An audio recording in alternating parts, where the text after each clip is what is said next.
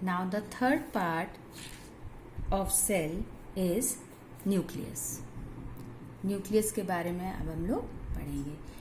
Nucleus को 4 parts में फिर से डिवाइड किया जाता है, जो कि न्यूक्लियर मेम्ब्रेन होती है, न्यूक्लियोप्लाज्म होता है, न्यूक्लियोलस होता है और क्रोमोसोम्स होते हैं. ठीक है, अब हम लोग थोड़ा न्यूक्लियस के बारे में पढ़ेंगे.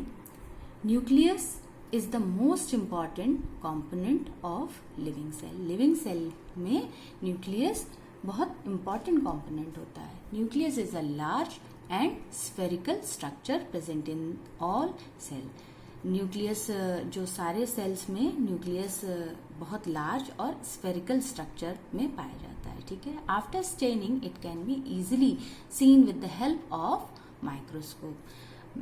स्टेनिंग करने के बाद न्यूक्लियस को हम लोग इजीली देख सकते हैं. मैंने पहले आपको ये प्रोसेस बताया था ना स्टेनिंग का. स्टेनिंग में क्या होता है कि कुछ स्टेन्स होते हैं, जैसे methylene blue, eosin, safranin. These are the few stains जिनकी हेल्प से हम लोग स्लाइड्स को कलर करते हैं, और इस कलरिंग से या इस स्टेनिंग से हम लोग डिस्टिंग्विश कर पाते हैं डिफरेंट पार्ट्स को. ठीक है, सेल के डिफरेंट पार्ट को हम लोग डिस्टिंग्विश कर पाते हैं, पहचान पाते हैं, और ये फिर हम लोग माइक्रोस्कोप में इस स्लाइड को देखते हैं. ठीक है, और ये प्रोसेस हम लोग ये लैब में पूरा करते हैं. ठीक है, तो स्टेनिंग के बाद हम लोग माइक्रोस्कोप के थ्रू इजीली डिस्टिंग्विश कर पाते हैं, फाइंड आउट कर पाते हैं कि ये न्यूक्लियस है.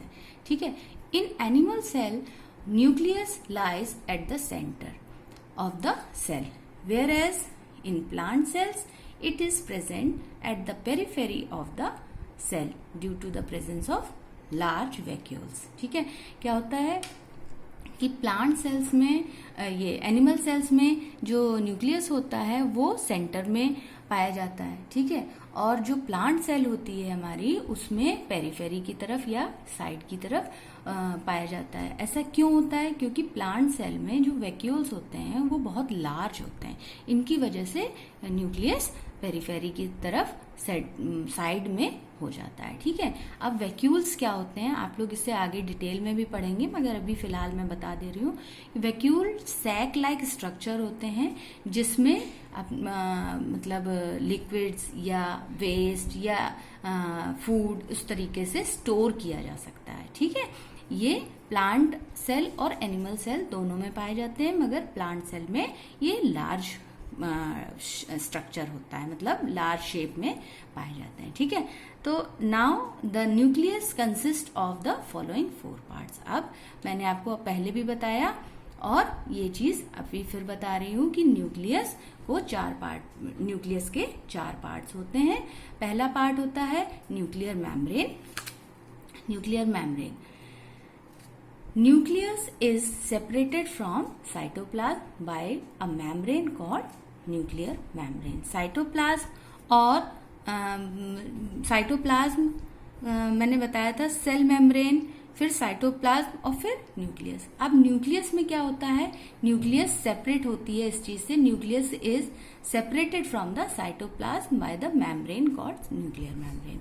न्यूक्लियस साइटोप्लाज्म से इस तरीके से सेपरेट होता है बाय इट्स मेम्ब्रेन. ठीक है, और या हम लोग ये भी कह सकते हैं जो आउटर वॉल होती है न्यूक्लियस की, that is called nuclear membrane. This membrane is also porous and allow the movement of some selected materials between the cytoplasm and nucleus. Nucleus और साइटोप्लाज्म के बीच में कुछ सिलेक्टेड मटेरियल होता है जिसको वो अलाउ करती है अंदर आने जाने के लिए. ठीक है, तो इसकी जो मेम्ब्रेन होती है वो बिल्कुल जिस तरीके से सेल मेम्ब्रेन आपने पढ़ी थी उसी तरीके से ये मेम्ब्रेन भी पोरस होती है और allow the movement of some selected materials between the cytoplasm and nucleus. ठीक है, अब इसके बाद पार्ट आता है nucleoplasm. Nucleoplasm is a dense fluid present in the nucleus is called nucleoplasm. जिस तरीके से साइटोप्लाज्म के बारे में आपने पढ़ा था कि सेल मेम्ब्रेन के अंदर कुछ फ्लूइड भरा होता है, इसी तरीके से न्यूक्लियस के अंदर भी डेंस फ्लूइड प्रेजेंट होता है, जिसे क्या बोलते हैं, न्यूक्लियोप्लाज्म बोलते हैं। ठीक है, अब थर्ड पॉइंट आता है न्यूक्लियोलस। न्यूक्लियोलस क्या होता है? It is a small spherical body present inside the nucleus. It is rich in RNA, that is ribonucleic acid. ठीक है, न्यूक्लियोलस जो होता है वो न्यूक्लियस के अंदर एक स्फेरिकल छोटा सा पार्ट होता है, स्मॉल स्फेरिकल छोटी सी बॉडी होती है जिसे न्यूक्लियोलस बोलते हैं। ठीक है, इसमें RNA बहुत ज्यादा पाया जाता है। And the third part is chromosomes. अच्छा, इससे पहले आप लोग एक पिक्चर में देख लीजिए कि किस तरीके से डिफरेंट पार्ट आपको दिखेंगे। ये देखिए, ये एक पिक्चर है सेल का, प्लांट सेल का। ठीक है, इसमें आप देख पा रहे हैं, ये है देखिए लार्ज वैक्यूल, जो अभी मैंने बात की। ठीक है, सबसे पहले हम लोग स्टार्ट करते हैं प्लाज्मा मेम्ब्रेन। ये देखिए प्लाज्मा मेम्ब्रेन है। ठीक है, और प्लाज्मा मेम्ब्रेन के बाहर, सबसे बाहर क्या पार्ट पढ़ाया था मैंने, सेल वॉल। ठीक है, जो कि प्लाज्मा मेम्ब्रेन को घेर के रखती है। ठीक है, ये है cell wall, this is called cell wall, and cell wall के अंदर क्या है, प्लाज्मा मेम्ब्रेन। फिर प्लाज्मा मेम्ब्रेन के बाद आपने क्या पढ़ा था, साइटोप्लाज्म, जो कि प्लाज्मा मेम्ब्रेन और ये रहा आपका न्यूक्लियस, इसके बीच में ये जो डेंस लिक्विड पाया जा रहा है, फ्लूइड पाया जा रहा है, दैट इज कॉल्ड साइटोप्लाज्म। ठीक है, अब साइटोप्लाज्म के बाद आपने पढ़ा था न्यूक्लियस। ठीक है, ये दिख रहा है आपको न्यूक्लियस, न्यूक्लियोप्लाज्म इसके अंदर है। ठीक है, न्यूक्लियोलस है, ये देखिए ये छोटा पार्ट जो अभी मैं पढ़ा रही थी, ये दैट इज कॉल्ड न्यूक्लियोलस। ठीक है, न्यूक्लियर मेम्ब्रेन या न्यूक्लियर एनवेलप भी बोलते हैं इसको। ये देखिए, ये दिख रहा है आप लोगों को, और ये पूरा पार्ट किसका है, न्यूक्लियस का है। ठीक है, तो ये चीज है। और ये देखिए, ये क्या है, फूड वैक्यूल है। ठीक है, जो कि इतनी बड़ी है। अब ये क्या है, प्लांट सेल है आपकी। अब दूसरा डायग्राम जो दिखा रही हूं मैं, this is called animal cell. अब एनिमल सेल में देखिए, ये बीचों बीच पाया जा रहा है न्यूक्लियस। ठीक है, और ये प्लांट सेल में किनारे की तरफ, क्योंकि लार्ज वैक्यूल्स की वजह से ये पेरीफेरी की तरफ हो जाता है। ठीक है, ये देखिए, ये न्यूक्लियस, डिफरेंट पार्ट न्यूक्लियस के, ये साइटोप्लाज्म। ठीक है, और ये प्लाज्मा मेम्ब्रेन। ठीक है, ये आपने देखा। अच्छा, फिर मैंने ये भी बताया था आपको कि साइटोप्लाज्म में काफी साइटोप्लाज्मिक बॉडीज पाई जाती हैं, जिन्हें ऑर्गेनेल्स, सेल ऑर्गेनेल्स भी बोलते हैं। वो कौन कौन सी थी, माइटोकॉन्ड्रिया, ये देखिए माइटोकॉन्ड्रिया, राइबोसोम्स, ये देखिए राइबोसोम्स। ठीक है, एंडोप्लाज्मिक रेटिकुलम। ठीक है, गोल्जी एपरेटस या गोल्जी बॉडीज। ठीक है, ये देख रहे हैं, देख पा रहे हैं, lysosomes, these are the cytoplasmic bodies, और we can say cell organelles. ठीक है, तो now we move on our next topic, that is chromosomes.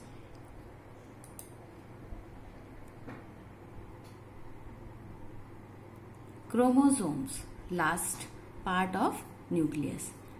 Some fine thread-like structures composed of deoxyribonucleic acid. ठीक है, क्या होता है, कुछ फाइन थ्रेड लाइक स्ट्रक्चर्स होते हैं जो कि डीऑक्सी राइबोन्यूक्लिक एसिड यानी कि DNA से मिलकर बने होते हैं, जो कि suspended in the, that is are suspended in the nucleoplasm, जो कि न्यूक्लियोप्लाज्म में सस्पेंडेड रहते हैं। These are called chromatin fibres, और इनको क्या बोला जाता है, क्रोमेटिन फाइबर्स बोला जाता है। अब ये क्रोमेटिन फाइबर्स जो होते हैं वो कंडेंस होके क्या बनाते हैं, क्रोमोसोम्स बनाते हैं। ठीक है,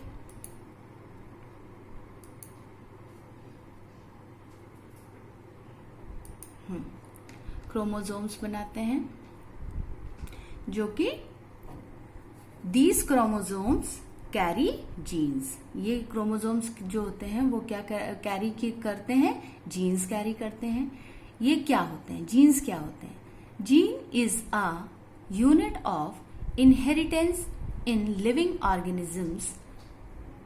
Genes are responsible for passing genetic characteristics from the parents to the offspring. ठीक है, जीन वो ऐसे कैरेक्टर होते हैं, ऐसी यूनिट होते हैं जो कि लिविंग ऑर्गेनिज्म में इनहेरिटेंस होते हैं. ठीक है, अब यही रिस्पॉन्सिबल होते हैं जेनेटिक कैरेक्टरिस्टिक्स को पेरेंट से चाइल्ड तक पहुंचाने के लिए. ठीक है, a child receives 1 copy of each gene from the mother and the another copy of same gene from the father. ठीक है, चाइल्ड के पास एक जीन मतलब receives 1 copy of each gene, एक माँ से और एक फादर से जीन की कॉपी रिसीव करता है एक बच्चा. ठीक है, अब इनके वर्क क्या होते हैं, इनके फंक्शंस क्या होते हैं? ठीक है, The nucleus controls all metabolic activities of the cell.